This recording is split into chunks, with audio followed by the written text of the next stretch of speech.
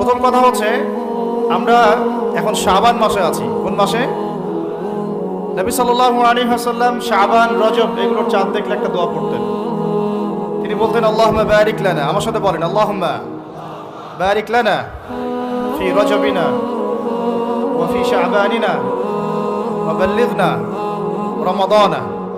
অর্থ হচ্ছে, হে আল্লাহ, আপনি আমাদের রজব মাসে বরকত দিন এবং শাবান মাসে বরকত দিন এবং আমাদেরকে রমাদানে পৌঁছে দিন। সুবহানাল্লাহ।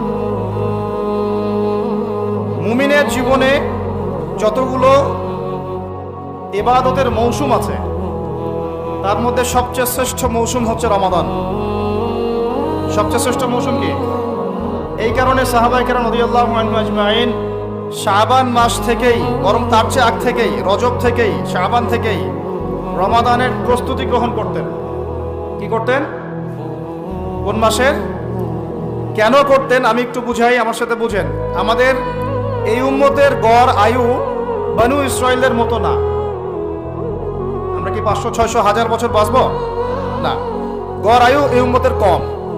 এই কারণে আল্লাহ রাব্বুল আলামিন আমাদেরকে এই ইবাদত করার জন্য অল্প সময়ে অল্প ইবাদতে যেন আমরা বেশি বেশি নেকি পাই, ফজিলত অর্জন করতে পারি, এই কারণে আল্লাহ রাব্বুল আলামিন আমাদেরকে কিছু মৌসুম দিয়েছেন, ইবাদতের কি মৌসুম। আর আল্লাহ পাক আমাদেরকে পাঠিয়েছেনই পৃথিবীতে তার ইবাদত করার জন্য।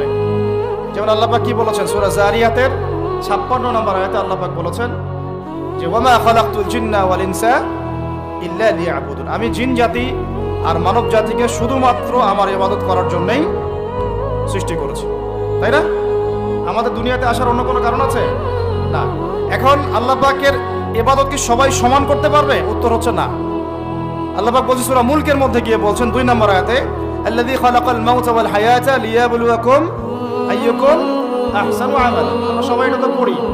রাতের বেলা সূরা মুলক পড়েন, কে কে হাত তোলেন? মাশাআল্লাহ, হাত নামান। ফজিলত, রাতের বেলা সূরা মুলক পড়ে ঘুমালে ইনশাআল্লাহ এই চর্চা, এই অভ্যাস, এই সুন্নতের উপর আমল করতে থাকলে আল্লাহ চান তো এই আমলের ওসিলায় আল্লাহ পাক তাকে কবরের আযাব থেকে মুক্ত রাখবেন ইনশাআল্লাহ।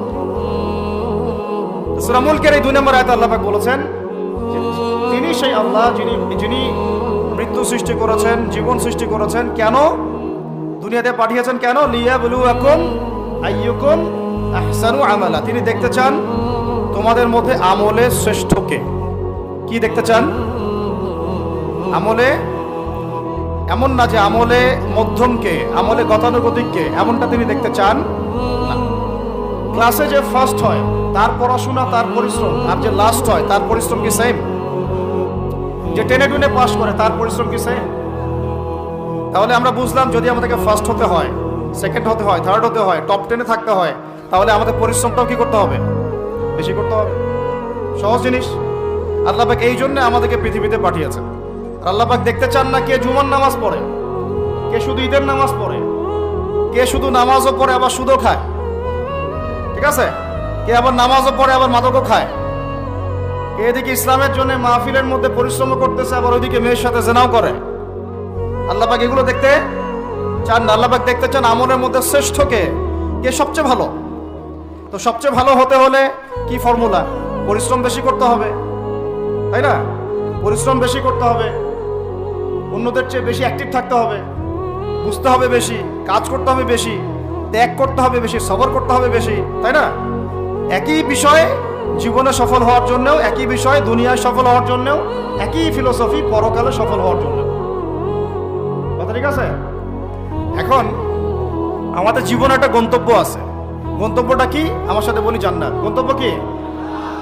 জান্নাতে যে ব্যক্তি যেতে পারবে তার দুনিয়া সফল, আখিরাত সফল। যে ব্যক্তি যেতে পারবে না তার দুনিয়াও বরবাদ, আখিরাতও বরবাদ।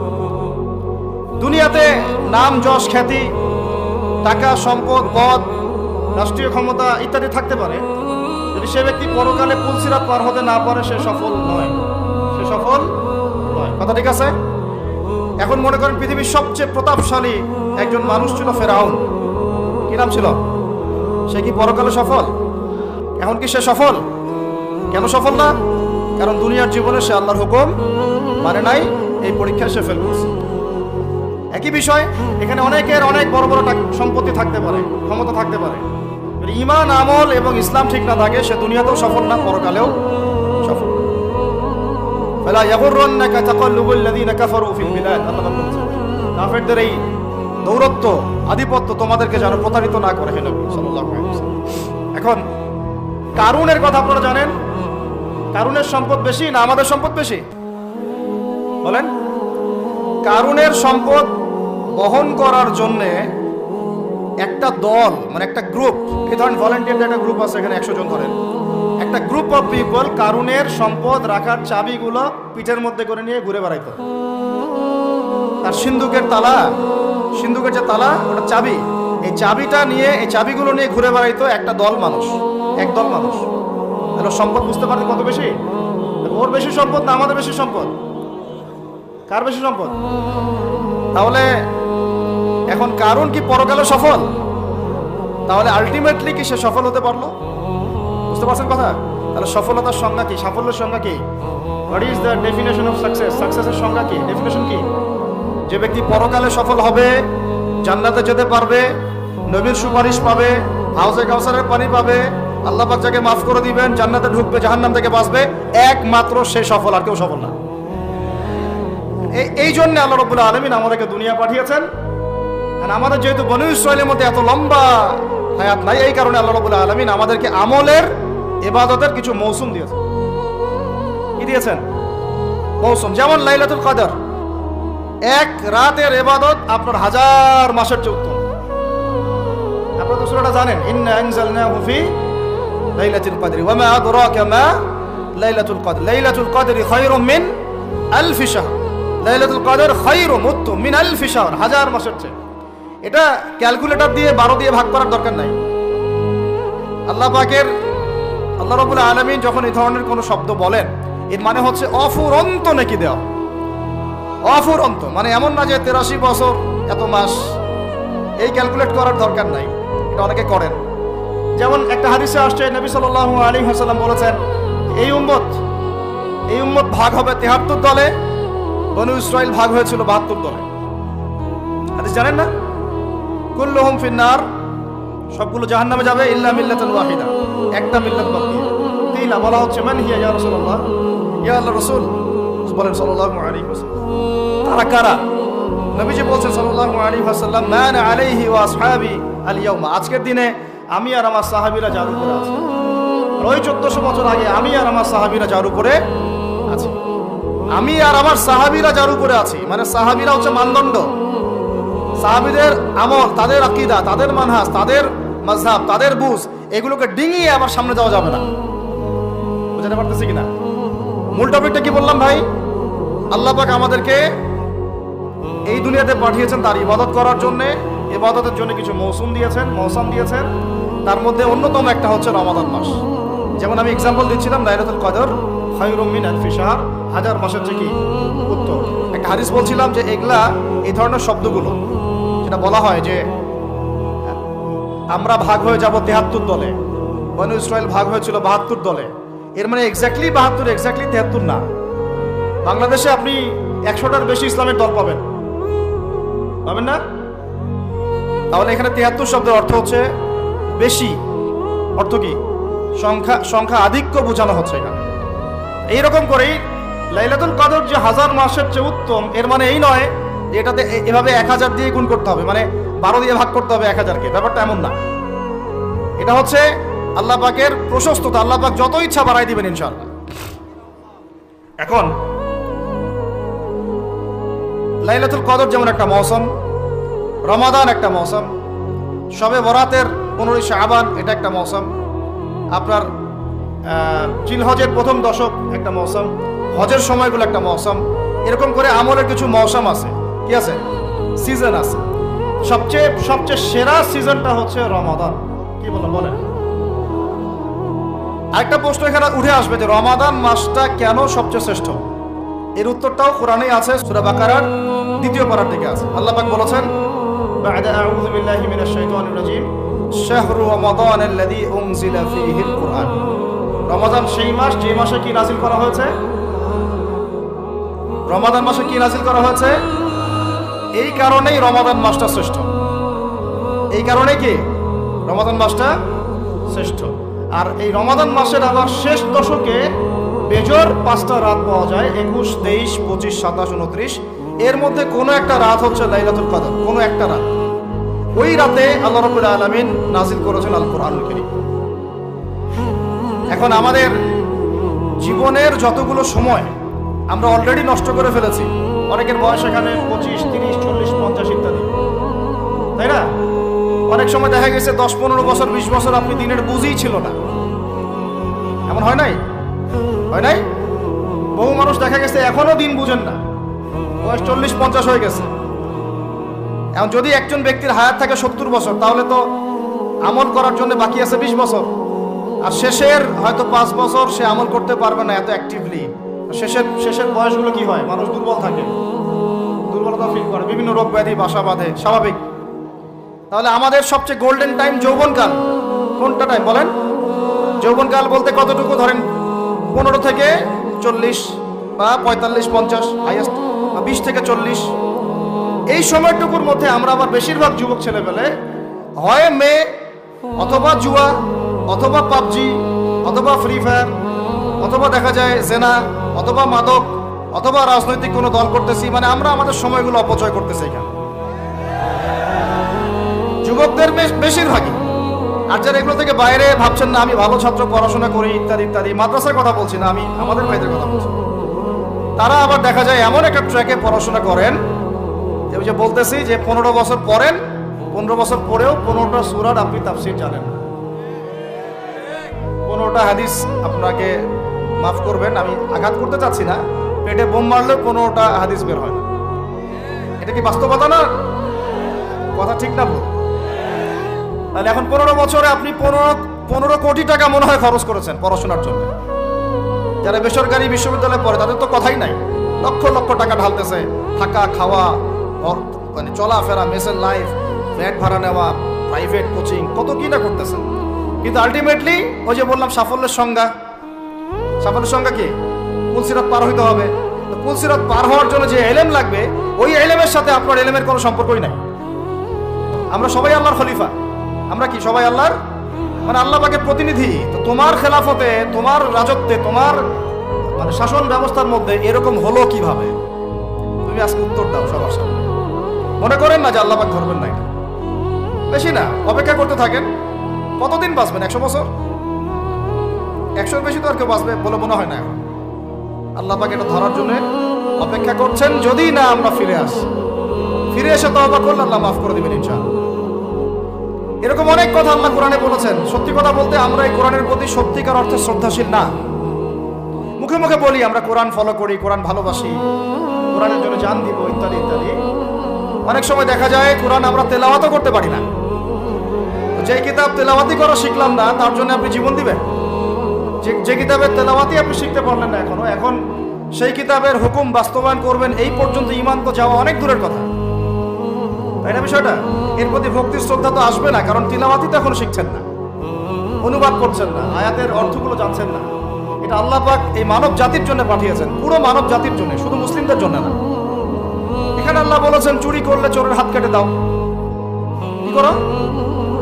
কে শুনবে এই কথা? এখন কে মানবে এই কথা? আল্লাহ পাক বলেছেন যদি জেনা করে, এমনি জেনা করলে জনসমক্ষে 100 বেত্রাঘাত করবা। সূরা নূর, কোন সূরা? সূরা নূর আয়াত নাম্বার 2-3, বাসায় গিয়ে চেক করে দেখেন। আর চোরের হাত কাটা সূরা মাইদা, কোন সূরা? সূরা মাইদা। আমি নিজে কোনো কথা বলতেছি না, এই কিতাবেই আছে। আল্লাহ পাক বলেছেন যদি ডাকাতি করে, ডাকাতি, ডান দিকের হাত বাম দিকের পা কেটে ফেলবা। ডান দিকের হাত বাম দিকের পা কেটে ফেল। এটা কে কাটবে? কারা কাটবে? সাধারণ মানুষ?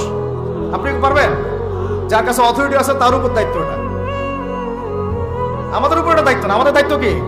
আমাদের দায়িত্ব হচ্ছে জানানো, প্রচার করা, কারণ আমার কাছে ইলমটা আছে। এরপরে যদি সে না করে, তার ফল সে ভোগ করবে, তার হিসাব সে দিবে। আমাদের কাছে এই পর্যন্ত শেষ, কুল্লু খালাস। আর এরপরে যদি আল্লাহ পাক আপনাকে নিয়ে যান উপরে, তখন আপনি সেটা করবেন ইনশাআল্লাহ। ঠিক আছে? এখানে আছে, এর ব্যাখ্যা তো হাদিসও আছে। মাদক দ্রব্য সেবন করে, কি সেবন করে? 40টা বেত্রাঘাত। কয়টা? কে মানে কোরআনের কথা? এখানে আছে যে ব্যক্তি সুদ খায়, কি খায়? আরো আসতে বলে, যে ব্যক্তি সুদ খায় সে যেন আল্লাহর সাথে যুদ্ধ করে, নবীর সাথে যুদ্ধ করে। আস্তে আস্তে বলতেছি না আমি কথাটা, কোরআনেই আছে। কে মানে কথা? কে মানে? নবীজি বলছেন সুদ যে ব্যক্তি ছাড়ে না সে যেন তার মায়ের সাথে জেনা করে। এগুলো এখন কাকে ওয়াজ করবেন? এগুলা কে শুনবে এই কথা? সুদি এনজিওর 6 লাখ দেশ ভরে, তারপরে এমন কোনো গ্রাম নাই, এমন কোনো শহর নাই, এমন কোনো ব্যাংকিং সিস্টেম নাই যেখানে সুদ নাই। নবীজি বলছেন আমি সুদের সাথে সম্পৃক্ত 4 শ্রেণীর মানুষকে অভিশাপ দিয়ে গেলাম। নাউজুবিল্লাহ। আমাকে বুঝান তো, নবীর অভিশাপ নিয়ে কেউ জান্নাতে যাবে? হ্যাঁ, নবী কাউকে সাল্লাল্লাহু আলাইহি ওয়াসাল্লাম যদি কাউকে অভিশাপ দেন ও জান্নাতে যেতে পারবে? এত সহজ? নবীজি বলছেন যে সুদ খায় আমি তাকে অভিশাপ দিলাম, যে সুদ দেয় আমি তাকে অভিশাপ দিচ্ছি। যে সুদ খায়ও না দেয়ও না কিন্তু সাক্ষী থাকে, কি থাকে, আমি তাকে অভিশাপ দিচ্ছি। আর যে ব্যক্তি সাক্ষীও থাকে না কিন্তু লিখে রাখে, আমি তাকেও। বলেন তো এর মধ্যে পড়লো কিনা? সিস্টেমটা পড়ে নাই? আরো আছে যে মেয়েরা কি শুনতে পারতেছে? যেসব মেয়েরা পুরুষের পোশাক পরে, নবীজি বলেছেন সাল্লাল্লাহু আলাইহি ওয়াসাল্লাম কোন মেয়ে যদি ছেলের পোশাকও পরে, মানে ছেলের মতো শার্ট, ছেলের মতো প্যান্ট, জিন্স, গেঞ্জি, টি শার্ট, নাউজুবিল্লাহ, তাহলে নবীজি বলছেন ওই মেয়ের উপরে আমার অভিশাপ। এগুলো নিয়ে বললে তো অনেক কথা। মাদকদ্রব্য প্রস্তুতকারী, মাদকদ্রব্যের সাথে সংশ্লিষ্ট 10 শ্রেণীর মানুষকে একই পাপের কাতারভুক্ত করা হয়েছে। যে খায়, যে খাওয়ায়, যে পরিবেশন করে, যে বানায়, এভাবে একটা তালিকা আছে। কে বুঝাবে? এখনকার আমাদের সমাজে এগুলো মূল সমস্যা না? একটা বিষয় খেয়াল করেন না, যে যখন সূর্য ডুবে যায় তখন পাখিগুলো কি করে বলেন? বাসায় ফিরে যায় না? মানে দিন শেষ, সূর্য ডুবে গেছে, এখন বাসায় ফিরতে হবে, তাই না? এভাবে আল্লাহ পাক রমাদান দিয়েছেন আমাদেরকে কেন জানেন? যাতে এই যে সারা বছর আমরা এদিক ওদিকে ছোটাছুটি করে দূরে সরে গেছি না, এখন কাছে আসো, ঘরে আসো, আল্লাহর কাছে আসো। রমজান মাসে কোথায় আসো? আল্লাহর কাছে আসো। এখন আল্লাহর কাছে আসতে হলে আপনার প্রিপারেশন লাগবে না? আমি আপনাদেরকে আজকে 15টা পয়েন্ট বলবো ইনশাআল্লাহ। বেশি বড় বড় করে না, জাস্ট সংক্ষিপ্ত করে 15টা পয়েন্ট। এই পয়েন্টগুলো আমাদেরকে রমাজানের আগেই নিজের মাথায় ঢুকাইতে হবে। পাক্কা নিয়াত করতে হবে আল্লাহ পাক যেন আমাকেও তৌফিক দেন, আপনাদের সবাইকে তৌফিক দেন। তো আমি যেটা বলছিলাম ভাই, আমাদের আগে ইলম শিখতে হবে, আমল বাড়াইতে হবে, ওলামায়ে কেরামের সোহবত লাগবে, আর রিজিক হালাল করতে হবে। কি করতে হবে? কোন অবস্থায় সুদ, ঘুষ, হারাম, দুর্নীতির সামনেও যাবেন। যদি যান আপনি পরকালে পস্তাবেন, আর কিছু বলার নাই। আপনি যদি যান তাহলে আপনি দুনিয়াতেও পস্তাবেন, পরকালে পস্তাবেন। আল্লাহ পাক আপনাকে হেফাজত করে না। আমি বের হয়ে আসেন, নিয়াত করেন, রিজিকের মালিক আল্লাহ। আর রাজ্জাক কে? কে আর রাজ্জাক? এই সাগরের নিচে যে মাছগুলো থাকে লক্ষ লক্ষ কোটি কোটি, কোনোদিন সুদ খায়, ঘুষ খায়, জুলুম করে? ওদেরকে কে খাওয়ায়? এই জমিনে যত প্রাণী আছে চাকরি বাকরি করে, কখনো ব্যবসা করে? কিছুই তো করে না। কে খাওয়ায়? তা আমাকে সুদি খাওয়া লাগলো? আমাকে রিজিকের জন্য সুদি খাওয়া লাগলো? হ্যাঁ, আমাকে খুশি খাওয়া, আমাকেই খাওয়া লাগলো? আমাকেই দুর্নীতি করতে হলো? আল্লাহ পাক আমাদেরকে বুঝ দান করে না। রিজিক আল্লাহ পাক দিবেন। যদি আপনি হারামে চান তখন হারামেই পাবেন, হালালে চাইলে আল্লাহ পাক হালাল রাস্তা বের করে দিবেন ইনশাআল্লাহ। তো এগুলো আমাদের কাজ ভাই। একদিন দুই দিনের মাহফিল করে আমরা সব কায়েম করতে পারবো না। তারপরে আমাদের পরিবারের আদর্শ ঠিক করতে হবে, পরিবারের মেয়েদেরকে পর্দায় রাখতে হবে, সবাইকে সৎ কাজে আদেশ করতে হবে, অন্যায় কি করতে হবে? নিষেধ করতে হবে, দাওয়াতের কাজ করতে হবে, আলেমদের সহমতে থাকতে হবে, উম্মাকে ঐক্যবদ্ধ করার চেষ্টা করতে হবে। তারপরে ইনশাআল্লাহ দিনের জন্য কিছু করা যাবে। ঠিক আছে কথা? আল্লাহ পাক আমাদেরকে বোঝার তৌফিক দান করেন। এখন আসেন ভাই, ওই 15টা পয়েন্ট আমি আপনাদেরকে বলি, এই 15টা মাথায় ঢুকান। এটা ভুলে যাবেন না আজকে, সব ভুলে গেলাম, ঠিক আছে? রমাজানের প্রস্তুতি নাম্বার 1, আমার সেটা বলেন। রমাজানের প্রস্তুতি নাম্বার 1 হচ্ছে যত দুনিয়াবি কাজ আছে সেই কাজগুলোকে কমিয়ে ফেলবো। 1, দুনিয়াবি কাজগুলো কি করব? মানে দুনিয়াবি যত কাজ, যত ব্যস্ততা যা আছে এগুলোকে কমায় নিয়ে আসবো, যাতে রমজান মাসে আমাকে বেশি বাইরে দুনিয়াবি প্রয়োজনের বাইরে বের হইতে না, বেশি ব্যস্ততা আমাকে দুনিয়ার জন্য না করতে হয়। মনে করেন যে আপনি চাইলে এখন যদি সামর্থ্য থাকে রমাদান এবং ঈদের বাজার করে রাখতে পারেন, কারণ লাইলাতুল কদর নষ্ট করে ঈদের বাজার, রমজানের অনেক রুহানিয়াত নষ্ট করে দেয় দুনিয়াবি বাজার ঘাট, তাই না? সবার সামর্থ্য হয় না, সবার সামর্থ্য হয় না, কিন্তু বড় বড় যে বিষয়গুলো আছে, বড় বড় খাবার, মৌলিক খাবার, এগুলো আপনি 2 মাসের জন্য বাসায় রাখতে পারেন যদি সামর্থ্য থাকে। সামর্থ্য নাই তাহলে সেটা আলাদা বিষয়। মোট কথা এটা শুধু একটা বিষয় বোঝাচ্ছি না, দুনিয়াবি যত ব্যস্ততা এগুলোকে কমায় রমাজানের জন্য প্রিপারেশন নিতে হবে। আল্লাহ পাক আমাদেরকে সবাইকে রমাদানের জন্য প্রিপারেশন নেওয়ার তৌফিক দান করেন। এটা হলো মনস্তাত্ত্বিক প্রিপারেশন, যে রমাদান আসতেছে, আমি শাবান মাসেই আমি আমার কাজগুলো গোছাই নিব যাতে রমজানে আমি ফারেক থাকি ইবাদতের জন্য। বুদ্ধিমানের কাজ না এটা? আল্লাহ পাক তৌফিক দান করেন। 2 নম্বর হচ্ছে ভাই, রমাজানের আমরা সবাই 30টা সওম রাখবো বলে নিয়াত করি, আল্লাহ পাক তৌফিক দান করেন, আমিন। কিন্তু এখানে একটা কথা, 2 নম্বরটা হচ্ছে রোজা রাখার মতো রোজা রাখতে হবে। কি বললাম বলেন? রোজা রাখার মতো রাখতে হবে। এটা কেন বললাম, কেন বললেন ভাই? উত্তর দিচ্ছিস। উপোস থাকা, না খেয়ে থাকা আর সওম রাখা এক জিনিস নয়। পানি ছেড়ে দেওয়া, খাবার ছেড়ে দেওয়া আর ইসলামী সওম এক জিনিস নয়। অনেক ধর্মের মানুষ খাবার পানি ছেড়ে দিয়ে থাকে, উপবাস থাকে, থাকে না? হাদিসের মধ্যে নবীজি বলেছেন যে ব্যক্তি রোজা রেখে অন্যায় কাজ ছাড়তে পারলো না, মানে আল্লাহর মাসিয়াত ছাড়তে পারলো না, এই যে কাবায়ের ফাওয়াহিশ এগুলো ছাড়তে পারলো না, অশ্লীলতা ছাড়তে পারলো না, মিথ্যা ছাড়তে পারলো না, বেহায়াপনা ছাড়তে পারলো না, তার না খেয়ে থাকায়, পানি না পান করায় আল্লাহর কিচ্ছু যায় আসে না। আর রোজার বিষয় বুঝলাম। রোজা কাকে বলে ভাই? মানে রোজা মানে হচ্ছে আমি আল্লাহ পাকের সমস্ত নিষেধ ছেড়ে দিব। কি করব? আল্লাহর সমস্ত নিষেধ। রোজা থেকেছি, পানি খাচ্ছি না, খাবার খাচ্ছি না, কার ভয়ে? গোসল করার সময় এক ঢোক পানি খেলে কে দেখবে? এই চেতনা তখন কাজ করে, তখন কাজ করে না? চুপ করে 1 লোকমা ভাত খেলে কে দেখবে? কেউ দেখবে? আল্লাহ ছাড়া কেউ দেখবে? কেউ দেখবে না। তারপর আপনি খান না কেন? আপনি খান না কেন? কারণ আপনি অনুভব করেন যে আল্লাহ পাক আমাকে দেখছেন। এটাই হলো ইহসান। এটার নাম কি?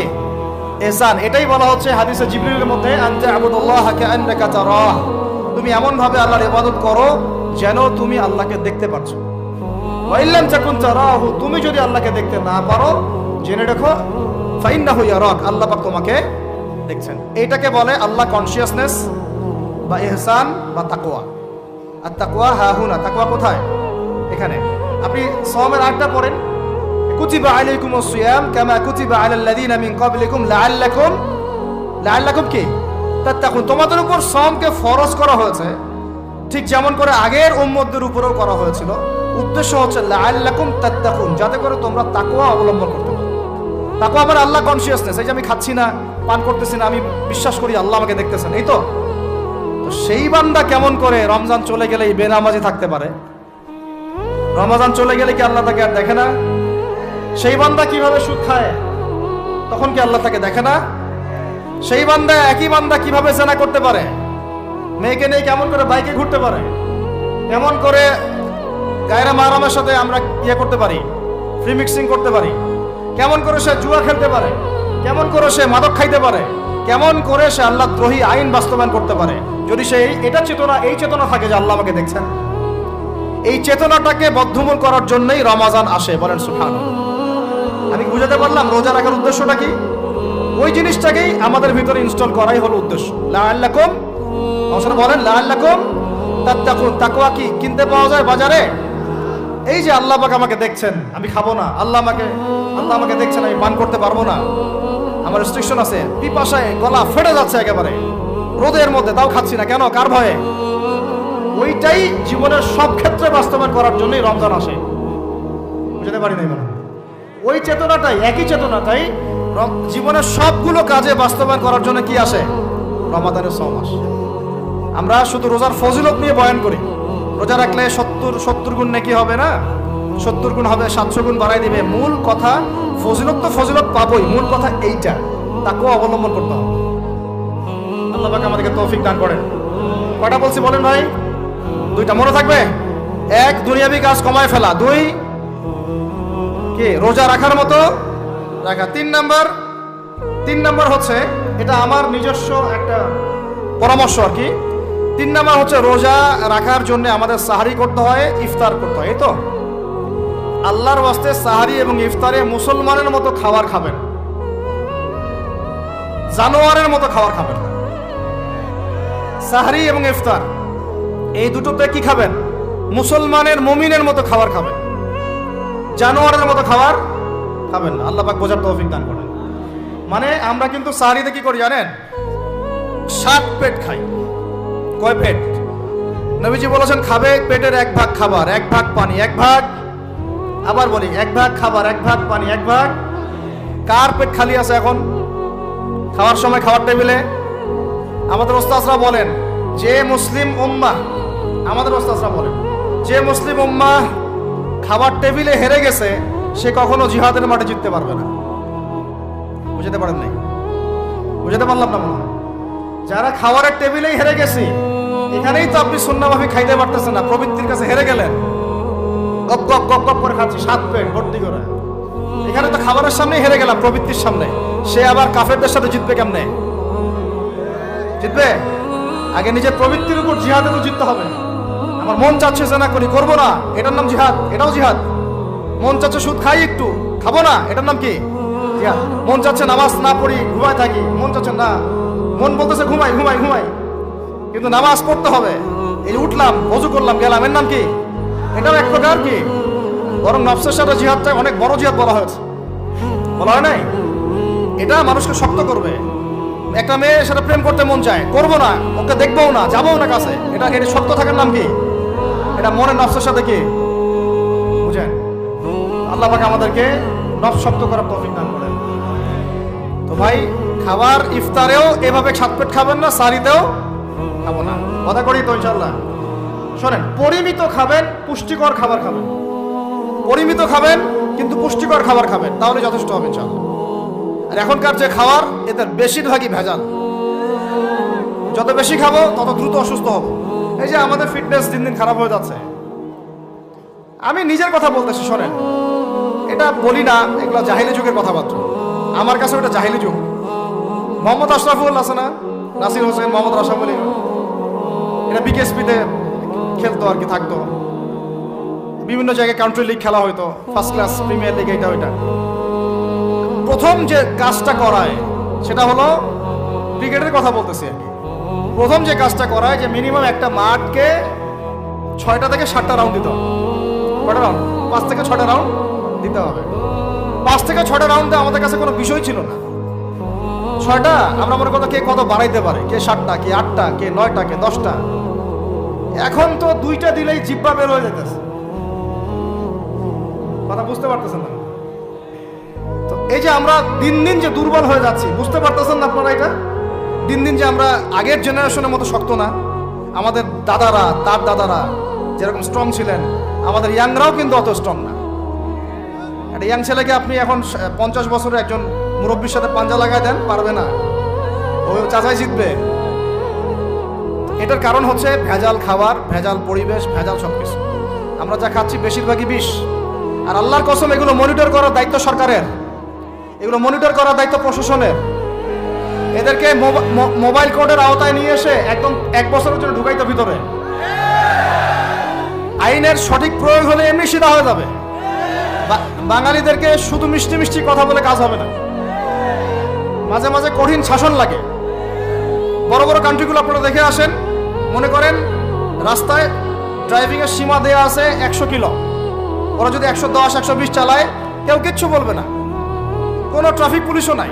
মোবাইলে একটা মেসেজ চলে আসবে যে তোমার এই 1500 রিয়াল, 2000 রিয়াল জরিমানা করা হয়েছে। দিবা না, ড্রাইভিং লাইসেন্স বাতিল। ওটা বাতিল তো হবেই, 6 মাসের জন্য জেল খাটবে। বাপ বাপ করে টাকা দিয়ে আসবে। টাকা না দিলেও আর ভয়ে চালাবে না, বাবারে বাবা একবার 1500 রিয়াল খাইছি, আবার খাওয়া যাবে না। আইন শুধু থাকলে হয় না, আইনের একদম কঠোর বাস্তবায়ন থাকতে হবে। এই জিনিসটা যদি থাকে, দেখবেন সমাজ ঠিক হয়ে গেছে ইনশাআল্লাহ। আল্লাহ পাক আমাদের সবাইকে কথাটা মন থেকে বোঝার তৌফিক দান করেন। আমরা কি কারো শত্রু? আমরা সবার শুভাকাঙ্ক্ষী। যদি এই জিনিসটা শক্তভাবে বাস্তবায়ন করা যায়, দেখবেন খাবারের ভেজাল এমনি বন্ধ হয়ে গেছে। মানুষকে মেরে ফেলতেছে খাবার দিয়ে, 3 দিনের বাসি তেল দিয়ে রান্না করছে, বললো একদম টাটকা রান্না, খেয়ে ফেলে। এই যে কোলেস্টেরল বেড়ে গেল, ক্যান্সার হচ্ছে। গরু ইঞ্জেকশন দিয়ে ফুলায় ফাবায় মোটা তাজা করে ফেলায়, করে নাই? কি অবস্থা মানুষের বুদ্ধি!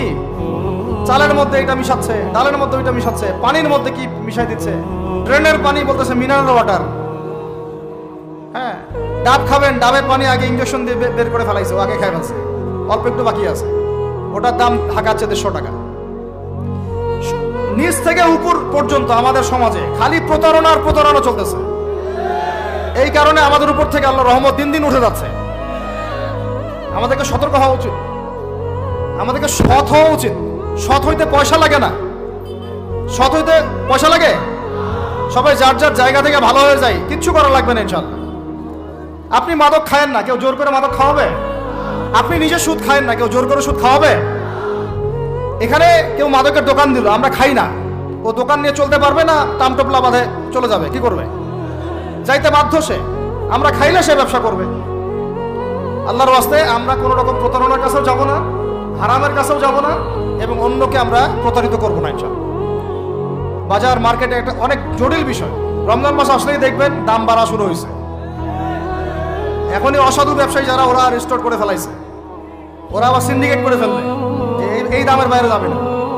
তখন আবার দেখবেন যে সরকার বিপাকে পড়ে গেছে, দাম আর কন্ট্রোল করতে পারতেছে না, তখন ভর্তুকি দেওয়া লাগতেছে, আবার ওদেরকে আইনে আনা লাগতেছে। মানে আমরা নিজেরাই ঠিক নাই। কারা ঠিক নাই? আমরা নিজেরাই ঠিক নাই। এই কারণেই তো আমরা, মানে আমাদের সমাজের উপর থেকে আল্লাহ পাকের রহমত, বরকতটা উঠে যাচ্ছে দিন দিন। আপনি দেখে নিন, যে পণ্যের দাম এখন 200 টাকা, রমজান মাস আসলে দেখবেন 250 টাকা 300 টাকা বাড়াই দিচ্ছে। এটা ব্যবসায়ীরা করবে, অনেকেই, অনেক অসাধু ব্যবসায়ী করবে, এটা অনেকেই করবে, এখনো চলতেছে।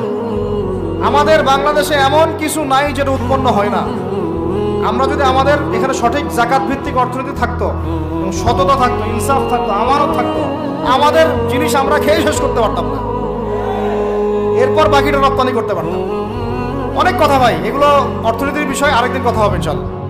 রমজানে আসছি যেহেতু, এতটুকু নসিহত করি। 3 নাম্বার, যে ভাই আমরা এমন ভাবে খাবো না যে খাওয়ার মনে হয় জানোয়ারের খাওয়া।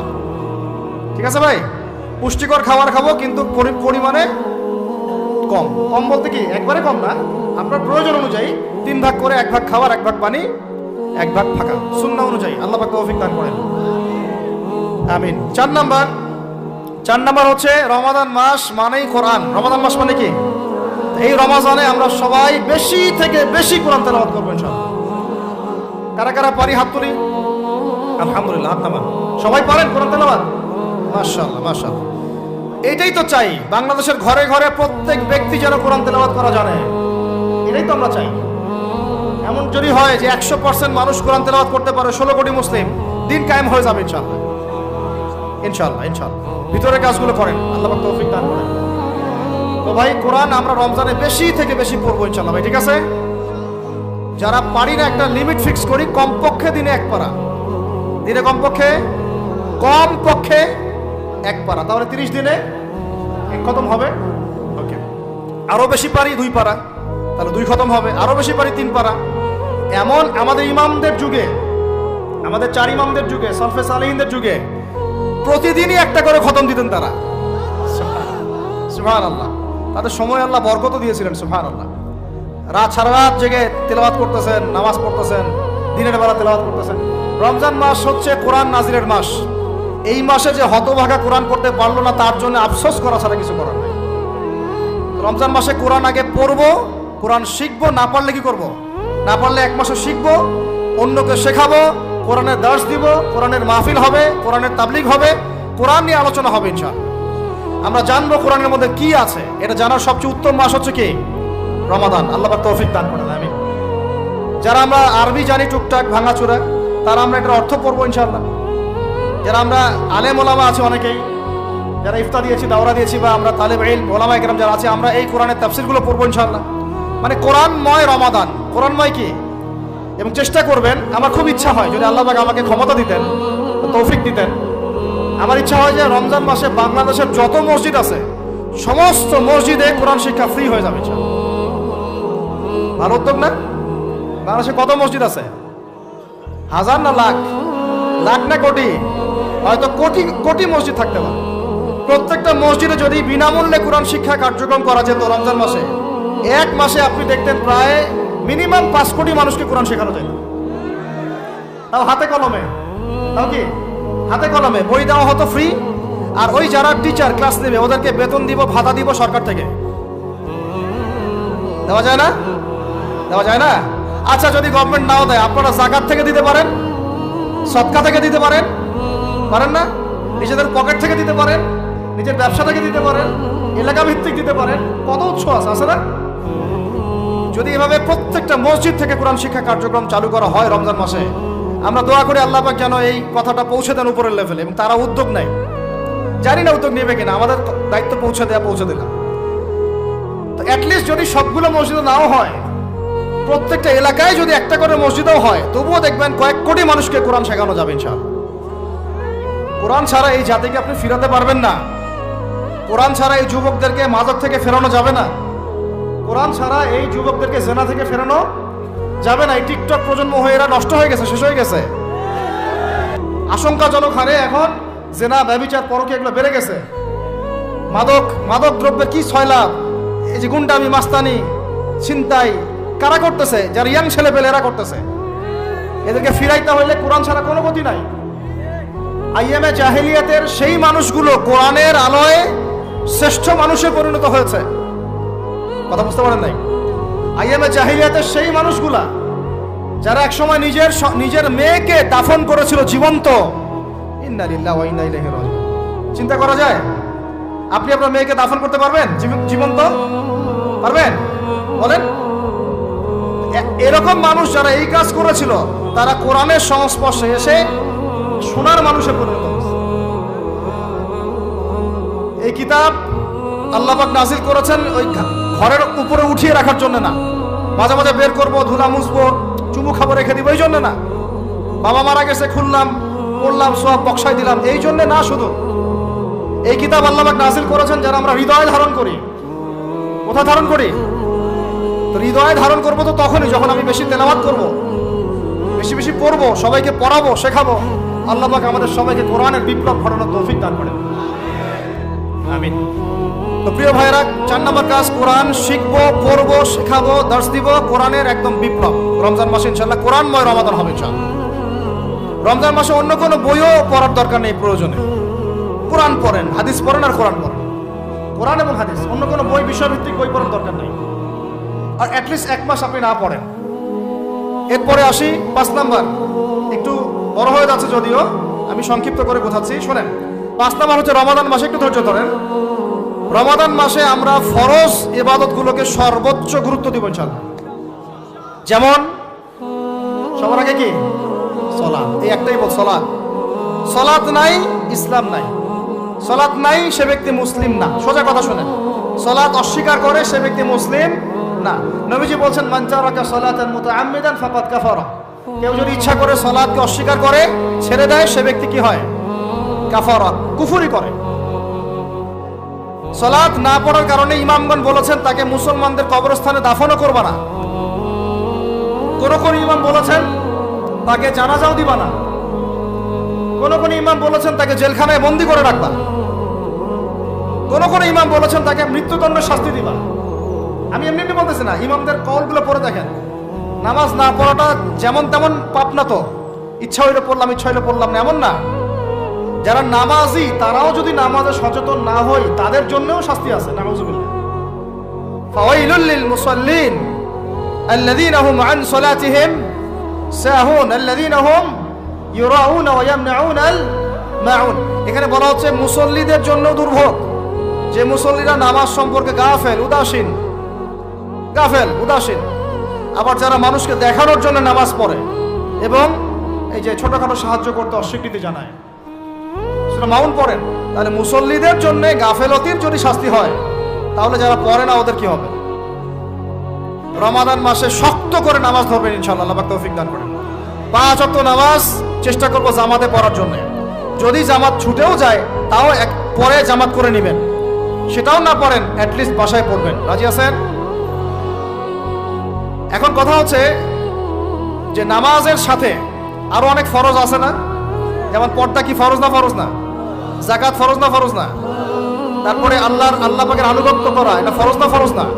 আর রাসূলের আনুগত্য, তাওহীদ ফরজ না? সুন্নাত, এই জিনিসগুলো, ফরজগুলোকে শক্ত করে ধরবো ইনশাআল্লাহ। রাজি আছেন? তাহলে 4 নাম্বার হচ্ছে রমজান, এটা কি 5 নাম্বার না? 5 নাম্বার, রমজান মাসে ফরজ ইবাদতগুলোতে সর্বোচ্চ গুরুত্ব দিব ইনশাআল্লাহ। রাজি? 6 6 নম্বর হচ্ছে, এটা কত 6 বলছি 5, 6 নম্বর হচ্ছে ফরজের পাশাপাশি সুন্নত এবং নফলের পাবন্দি। ফরজের পাশাপাশি সুন্নত এবং নফলের পাবন্দি, মানে দেখেন ফরজ নামাজের আগে পিছে অনেক নামাজ আছে না সুন্নত, দৈনিক 12 রাকাত সুন্নত যে ব্যক্তি পড়বে তার জন্য জান্নাতে ঘর নির্মাণ করা হবে। কোন 12 রাকাত? ফজরের আগে 2, ফজরের আগে, জোহরের আগে 4, তারপরে 2, তারপরে মাগরিবের পরে, এশার পরে, মোট কত হইল 12। এই 12 রাকাত নামাজ যে ব্যক্তি দৈনিক পড়বে তার জন্য জান্নাতে ঘর নির্মাণ করা হবে। তো রমজান ছাড়া এগুলো ধরার উত্তম কোনো সময় আছে? অনেক সময় মিস হয়ে যায়, রমজানে যারা ধরি আমরা, আল্লাহ পাক তৌফিক দান করেন।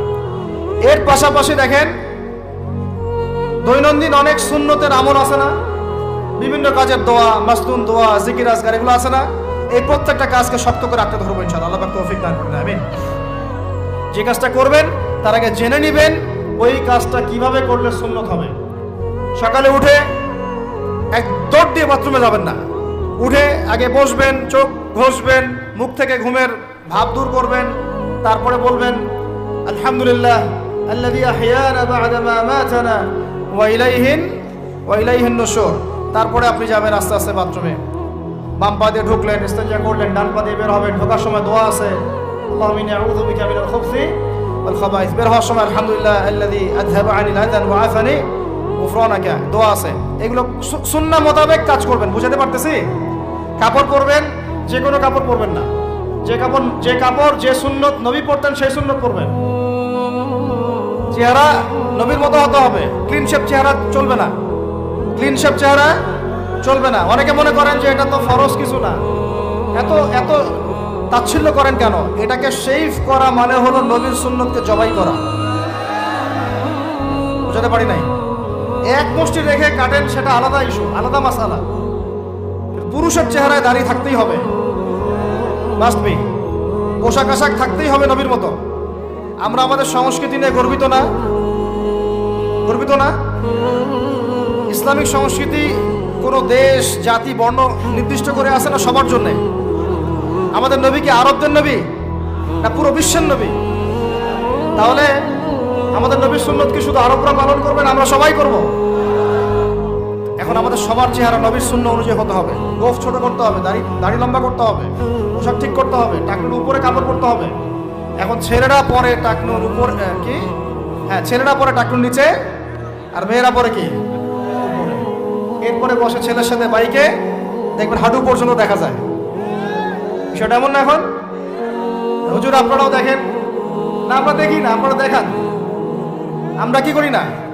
আমরা দেখি না, বরং আপনারা দেখান। দেখালে আমরা চোখটা সরাই বলি আউযু বিল্লাহি মিনাশ শাইতানির রাজিম। চোখে পড়লে আমরা কি বলি? আউযু বিল্লাহি মিনাশ শাইতানির রাজিম।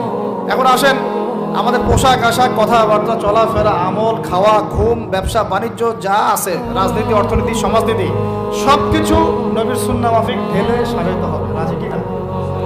রমজান মাসে এটা নিয়াত করা যাবে ইনশাআল্লাহ? ইনশাআল্লাহ, আল্লাহ পাক তৌফিক দান করেন, আমিন। কয়টা বলছি ভাই? 6টা। কয়টা? 7টা? 6টা। 7 নম্বর আসেন ভাই। 7 নম্বর হচ্ছে আমরা কোনো অবস্থায় হারাম কোনো রিজিকে যাব না। রাজি? রোজা রাখতেছেন, ইবাদত করতেছেন, নামাজ পড়তেছেন, তারাবি পড়বেন, অনেক কিছু করবেন। এবার এদিকে রিজিকে সুদ, এদিকে রিজিকে ঘুষ, রিজিকে এখানে দুর্নীতি, এখানে করাপশন, এখানে মাপে কম দেওয়া, একটা ইবাদতও কবুল হবে না। হারাম রিজিক থাকলে বিশ্বাস করেন, আমি এমনি কথা বলতেছি না। নবী সাল্লাল্লাহু আলাইহি ওয়াসাল্লাম বলেছেন ইন্নাল্লাহা তাইয়্যিব লা ইউকবালু ইল্লা তাইয়্যিব। আল্লাহ পবিত্র, আল্লাহ পবিত্র ছাড়া গ্রহণ করেন না, কবুল করেন না। মুসাফিরের দোয়া আল্লাহ ফিরাই দেন না। সেই মুসাফির যদি হারাম খায় সেই দোয়াও কবুল হচ্ছে না।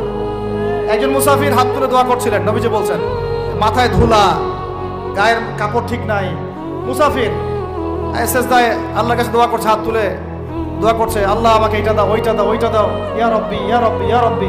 নবীজি বলছেন এই ব্যক্তি যদিও মুসাফির, কিন্তু কিভাবে তার দোয়া কবুল হতে পারে? তার পানীয়টা হারাম, তার খাবারটা হারাম, তার পোশাকটা হারাম। জেনে পারছি ভাই? এমনিতে মুসাফিরের দোয়া কবুল হয়। 3 ব্যক্তির দোয়া আল্লাহ ফিরাই দেন না। কয় ব্যক্তি? এক এক এক নাম্বার হচ্ছে মুসাফির, 2 নাম্বার হচ্ছে কি সন্তানের জন্য পিতামাতার দোয়া, আর 3 নাম্বার কি মাজলুমের দোয়া। মাশাআল্লাহ, আপনারা জানেন ভালোই। মাজলুম মানে কি? যার উপর জুলুম করা হয়, যার উপর জুলুম করা হয়েছে। আমরা এখন কিন্তু সবাই মাজলুম, তো মুসলিম উম্মাই এখন মাজলুম। কথা প্রসঙ্গে চলে আসলো, 3 ব্যক্তির দোয়া আল্লাহ পাক ফেরত দেন না, মাজলুম, সন্তানের জন্য পিতামাতার দোয়া এবং মুসাফিরের দোয়া। কিন্তু যদি রিজিক হারাম হয় তাহলে হবে না। তাহলে আমাদের নসিহত নাম্বার কত? এটা 7। আমরা কোনো অবস্থায় হারাম রিজিকে সম্পৃক্ত হব না, রোজা রেখে তো মোটেই না, এবং এটা চর্চা করবো যাতে করে আমরা হারাম থেকে বেঁচে থাকতে পারি। ঠিক আছে ভাই?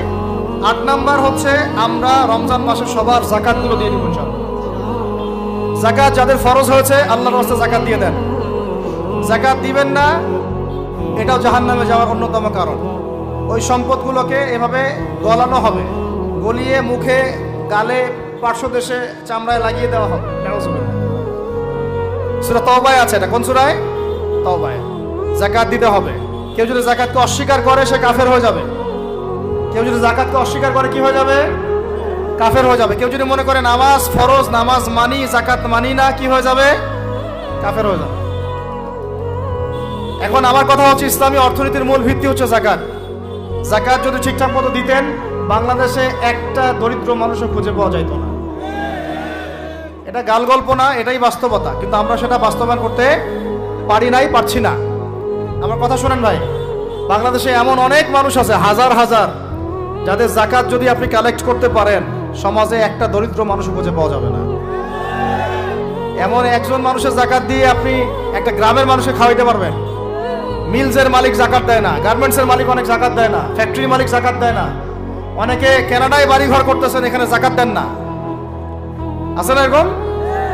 যাকাত না দিলে ইসলামের খুঁটি থেকে নাম কাটা পড়ে গেল। ইসলামের ভিত্তি কয়টা? 5টা না? তাওহীদের পরে কি সালাত না? সালাতের পরে কি যাকাত, তারপরে না রমাদান এবং হজ, তাই না বিষয়টা? আল্লাহ পাক আমাদেরকে ইসলামের এই 5টা পিলারের অন্যতম পিলার যাকাতের উপর আমল করার তৌফিক দান করেন। কয়টা বললাম ভাই? 8টা। 9 নাম্বার হচ্ছে যাকাত যাদের ফরজ হয় না। আচ্ছা, যাকাত সম্পর্কে 2টা কথা। যাকাত কিন্তু সোনারও যাকাত আসে, রূপারও যাকাত আসে, এই গবাদি পশুরও যাকাত আসে, আবার কৃষি জমিরও কিন্তু যাকাত আসে। কৃষি জমির ফসলের কি হয়? যাকাত আসে, ওটাকে ওসর বলা হয়। আমরা অনেকে এটা জানিও না। ওলামায়ে কেরামদের সাথে পরামর্শ করবেন, আপনার সম্পদের যাকাত আসছে কিনা, এটা নিসাব পরিমাণ হলে বের করে ফেলতে হবে। আল্লাহ পাক আমাদেরকে যাকাতগুলো বের করার তৌফিক দান করেন। আচ্ছা, আর যাকাত দিবেন এমন জায়গায় যেখানে দিলে দিনের খেদমত হচ্ছে। ইন্নামা সাদাকাতু লিল ফুকারা ওয়াল মাসাকিন ওয়াল আমিলিনা আলাইহা ওয়াল মুআল্লাফাতি কুলুবুহুম। আয়াত আছে না? ওয়া ফির রিকাব। এটা সূরা তাওবায় আছে না? সূরা তাওবার 60 নম্বর আয়াত। কত নম্বর? 60। সূরা তাওবার কত নম্বর? এই সূরার 60 নম্বর আয়াতে যাকাতের 8টা খাত বর্ণিত আছে। এই যে কোনো খাতে আপনি দিতে পারেন, তবে আমার পরামর্শ দিনের রাস্তায় ফি সাবিলিল্লাহ এগুলোতে যাকাত দিলে ভালো হবে, আত্মীয়দেরকে দিলে ভালো হবে, মিসকিনদেরকে দিলে ভালো হবে ইনশাআল্লাহ। আল্লাহ পাক তৌফিক দান করেন। আমি তো এটা হলো 8। 9 নাম্বার হচ্ছে 9 না 8 শেষ হলো। 9 নাম্বার। 9 নাম্বার যাকাত ছাড়াও আমরা বেশি বেশি দান সদকা করবো ইনশাআল্লাহ। রমজানে বেশি বেশি সদকা করবেন, বেশি বেশি সদকা। মানে সদাকার এমন ক্ষমতা আছে যে আপনার তাকদিরে মনে করেন একটা বিপদ লেখা আছে, মনে করেন তাকদিরে একটা বিপদ আছে, আপনি এখানে সদকা করছেন, সদকা করছেন, এই সদাকার ওসিলাতে আল্লাহ পাক আপনার এই বিপদটা দূর করে দিতে পারেন। একটা রোগ হয়েছে, বিপদে পড়ে গেছেন, এখন যদি গোপনে গোপনে সদকা করতে থাকেন এবং ওই ওসিলায় আল্লাহর কাছে দোয়া করেন যে আল্লাহ এই সদকার ওসিলায় আমার এই বিপদটা তুমি কাটায় দাও, আল্লাহ কাটাই দেবেন। সদকার এমন ক্ষমতা আছে, তবে এটা ঢাকঢোল পিটায় না, যত পারেন গোপনে গোপনে। হ্যাঁ, প্রকাশ্যেও দেওয়া যায়, গোপনে দেওয়া উত্তম। গোপনে দেওয়া কি উত্তম, প্রকাশ্যেও দেওয়া যাবে, কোনো সমস্যা নেই। আমরা সদাকা দিব, বেশি বেশি চেষ্টা করবো আত্মীয়র হক দেওয়ার, আত্মীয়দেরকে দেওয়ার জন্য। প্রতিবেশী, আমাদের সমাজের ইয়েতিম, আমাদের সমাজের বিধবা, আমাদের সমাজের মিসকিন, ভালো ভালো জায়গায় সদকা করবেন। ঢাকা শহরে দেখা যায় অনেক সময় আমরা গাড়ি দিয়ে যাই, গাড়ির সামনে গ্লাসে নক করে টাকা যাচ্ছে, আল্লাহর ওয়াস্তে কিছু দেন। কে জানি এই হাদিসটা ভিক্ষুকদেরকে শিখাইছে। কোন হাদিস জানেন? যে আল্লাহর ওয়াস্তে কারো কাছে কিছু চাইলে ফিরাইতে হয় না। আল্লাহর ওয়াস্তে যদি কেউ আপনার কাছে কিছু চায়, আল্লাহর ওয়াস্তে ভাই আপনার কাছে আমি 10টা টাকা চাচ্ছি, থাকলে দেন, তাহলে এটা ফিরাইতে হয় না। বেচারা আল্লাহর ওয়াস্তে চাইছে, আমি ফিরাবো কেন? আল্লাহর দোহাই দিছে। প্রত্যেকটা ভিক্ষুক দেখবেন চায় আল্লাহর ওয়াস্তে দেন, সেটা নিয়ে গাঁজা খাক আর কি করে করবো, আল্লাহর ওয়াস্তেই চাচ্ছে। অনেক সময় দেখা যায় অনেক ভিক্ষুকের ফ্ল্যাট আছে ঢাকায়, কি আছে, আর আমরা ভাড়া থাকি, যারা দেই তারা ভাড়া থাকি, হয় ভিক্ষুকের ফ্ল্যাট আছে। সুবহানাল্লাহ। প্রতারণা যুক্ত, বোঝার বুদ্ধি নাই কোথায় দিলে ভালো হবে। এই জন্যে বাছাই করে করে সদকা করবেন, দিনই খাতগুলোতে বেশি সদকা করবেন। আল্লাহ পাক তৌফিক দান করুন। আর সবচেয়ে ভালো হয়, আমার পরামর্শ, সবচেয়ে ভালো হচ্ছে আত্মীয়দেরকে দিবেন। এখানে আপনি দুইটা নেকি পাবেন। কয়টা? এক, আত্মীয়র হক রক্ষা করলেন, হক আদায় করে তার নেকি, সদকা তো করলেন, এটার নেকি আছে। আবার আত্মীয়র সম্পর্ক বজায় রাখলেন, সুসম্পর্ক বজায় রাখলেন, এটা আরেকটা নেকি। আত্মীয়তার সম্পর্ক রক্ষা করা বিশাল ইবাদত। মানে এটা সিলাতুর রাহিম, এটা আল্লাহ পাকের আরশের সাথে ঝুলে থাকে। যে আত্মীয়তার সম্পর্ক রক্ষা করে আল্লাহ পাক তাকে রক্ষা করবেন। আত্মীয়তার সম্পর্ক যদি নষ্ট করে দেয় আল্লাহ পাক এই কেটে ফেলবেন। আত্মীয়তার সম্পর্ক নষ্ট করতে হয় না। আত্মীয়তার সম্পর্ক নষ্টকারী জান্নাতে যায় না। তো প্রিয় ভাইরা, আমরা আত্মীয়তার সম্পর্ক রক্ষা করবো ইনশাআল্লাহ। আর আত্মীয়দের মধ্যে সবাই একরকম হয় না, এক এক মানুষ এক এক বুঝের। কেউ হয়তো আলট্রা মডার্ন, কেউ এক্সট্রা অর্ডিনারি মডার্ন, ঠিক আছে, কেউ দিনের ধার কাছেও নাই, কেউ নাস্তিক, এরকম আছে তো নাকি? আপনি সৌজন্যমূলক সম্পর্ক বজায় রাখবেন। সালাম কালাম বিনিময়ে আসলে মেহমানদারি করা, সৌজন্যমূলক সম্পর্ক কি করবেন? বজায় রাখবেন। আল্লাহ পাক আমাদেরকে বোঝার তৌফিক দান করুন। কটা বলছি? 8 না 9? 9টা। 10 নম্বর হচ্ছে ভাই, রোজা রেখে বেশি বেশি ইস্তেগফার করবেন। কি করবেন বলেন? রোজা রেখে বেশি বেশি ইস্তেগফারের সবচেয়ে ছোট্ট বাক্যটা হচ্ছে আস্তাগফিরুল্লাহ ওয়া আতুবু ইলাইহি। কি বললাম বলেন? আস্তাগফিরুল্লাহ ওয়া আতুবু ইলাইহি। এইটুকু পারা যাবে না? দিনে কমপক্ষে 100 বার। কতবার? দিনে কমপক্ষে 70 বার বা 100 বার। দিনে কমপক্ষে 70 বার বা 100 বার। আরো বেশি পারলে আরো ভালো। ওই যে হিসনুল মুসলিম একটা বই আছে না, বা কিতাবুজ জিকির, কিতাবুদ দোয়া, আল আসকার, এমন অনেক বই পাওয়া যায়। এই বইগুলো কিনবেন, ওখানে দেখবেন অনেক জিকির আজকার দেয়া আছে, দৈনন্দিন জিকির আজকার দেয়া আছে, তাসবিহ তাহলিল দেয়া আছে, সকাল সন্ধ্যার মাসনুন দোয়াগুলো দেয়া আছে। এগুলো মুখস্থ করেন। কিছু হলেই হুজুর দোয়া করে দেন, হুজুর ফুদিয়ে দেন, হুজুর পানি পরা দেন। আগে হুজুরের উপর ডিপেন্ডেন্সি কেন? নিজে আল্লাহর কাছে চাওয়া শিখেন। সেজদায় গিয়ে আল্লাহকে বলেন, আল্লাহ আমার অসুস্থ, আমি অসুস্থ, আমাকে শিফা দাও।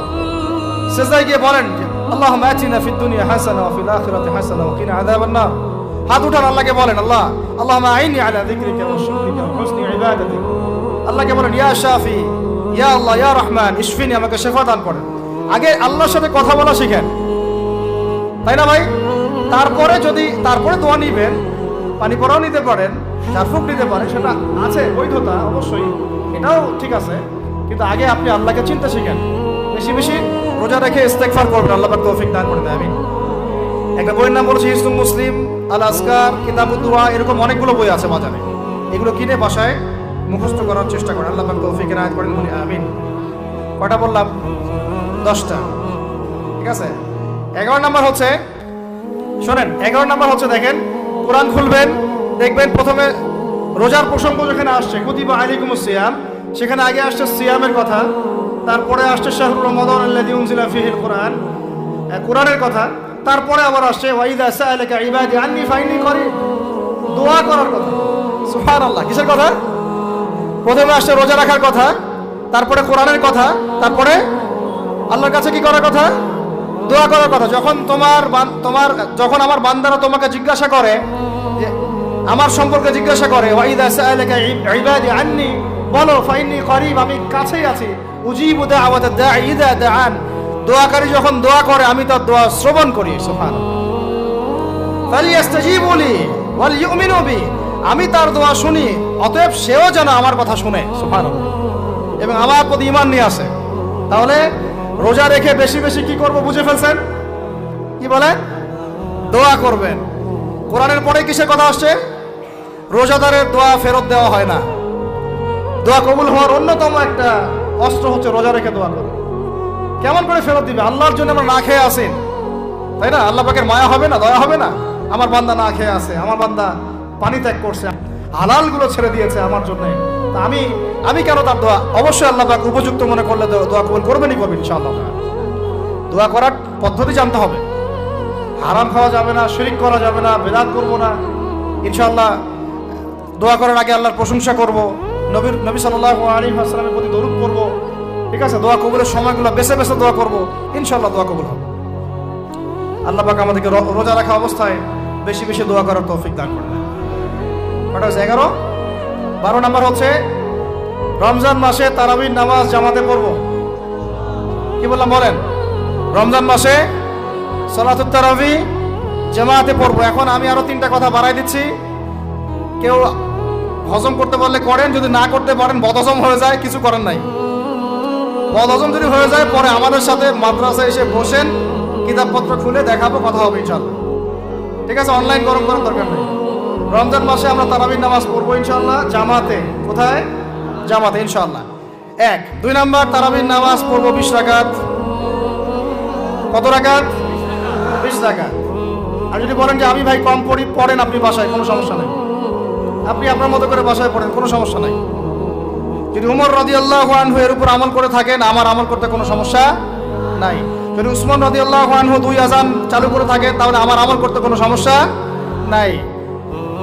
ওই যে হাদিসটা বলেছিলাম প্রথমে, কে নাজাত প্রাপ্ত ফেরকা? মা আনা আলাইহি ওয়া আসহাবি, আমি আর আমার সাহাবীরা যার উপরে আছি।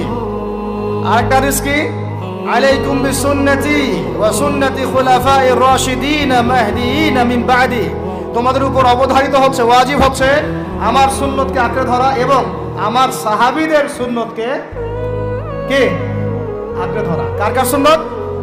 আমার সুন্নতকে আঁকড়ে ধরো এবং আমার সাহাবীদের সুন্নতকে আঁকড়ে ধরো, খোলাফায়ে রাশিদার সুন্নতকে আঁকড়ে ধরো, যারা মাহদিয়িন হেদায়েত প্রাপ্ত মিন বাদি, আমার পরে।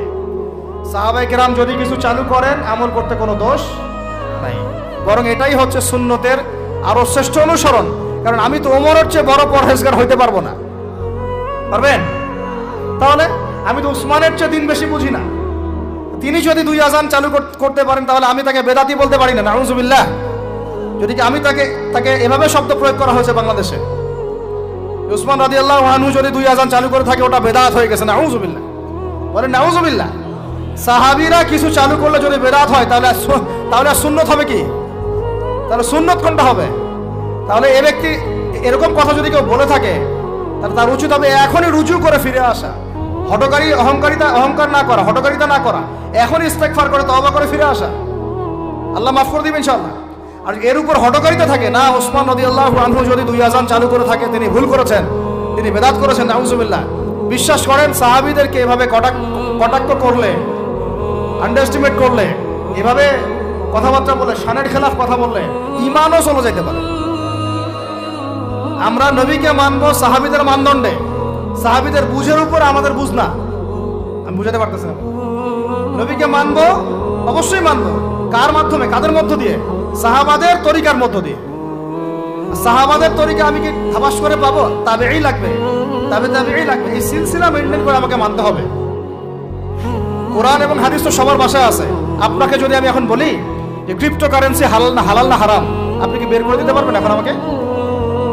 পারলেও আপনার আরো 15-20 বছর পড়াশোনা করতে হবে। তারপরে যারা এগুলো নিয়ে গবেষণা করে, তাদের কাছে আসতে হবে, জিজ্ঞাসা করতে হবে, বলতে হবে, তারা ফতোয়া দিলে মানতে হবে। ফাসআলু আহলা যিকরি ইন কুনতুম লা তা'লামুন, তোমরা আহলে জিকিরদেরকে জিজ্ঞাসা করো, আহলুল ইলমদেরকে জিজ্ঞাসা করো যে বিষয় তোমরা জানো না। তাহলে আমাদের সমাজে এরকম অনেক ফিতনা চলতেছে, অনলাইনে এই ফিতনাগুলো অনেক বেশি। আর ইয়াং ছেলেপেলেরা এখন দিন শেখে অনলাইন থেকে, এরা দিন মাদ্রাসায় এসে শিখতেছে না। স্পেশালি যারা জেনারেল লাইন থেকে আসছেন, তাদের সমস্যা আরও বেশি এবং তারা অনেকে বিভ্রান্ত হয়ে যাচ্ছেন। তাই আমি রিকোয়েস্ট করব, কথা অন্যদিকে নিয়েন না। আমি আপনার দুশ্মন না, আমি আপনার বন্ধু, শুভাকাঙ্ক্ষী। আপনাদেরকে ওলামায়ে কেরামদের সোহবতে আয়েশা দিন শিখতে হবে, অ্যাপস থেকে দিন শিখবেন না। অ্যাপস থেকে একবারে হাদিসের রেফারেন্স পাইছি, বাস কাম সারা। জি না, ওই হাদিস তাহকিক করার ব্যাপার আছে, উসুলের ব্যাপার আছে, আসমা রিজালের ব্যাপার আছে, তাআলিলের ব্যাপার আছে, অনেক বিষয় আছে। একটা মাসালা ইস্তেমবাদ করতে হলে অনেকগুলো বিষয় একসাথে লাগে। আর অনলাইনে শায়েখ হওয়ার জন্য কিছু লাগে না, খালি পড়র করতে পারলেই হয়। অনলাইনে যে কুরআন তেলাওয়াতও করতে পারে না, সেও শায়েখ হয়ে বসে আছে। শুধু শায়েখ না তো, মহাপণ্ডিত, সে পুরা ওলামায়ে দেওবন্দের সাথে একাই বাহাস করতে পারবে। এটা বলছে যে আরে ওলামায়ে দেওবন্দ আর কি, সবগুলোকে ডাকো, সব ওলামায়ে দেওবন্দ এক পাশে বসবে, সে আর এক পাশে বসবে, ও বলে একাই যথেষ্ট। এটা মানসিক রোগী, এগুলো কি না মানসিক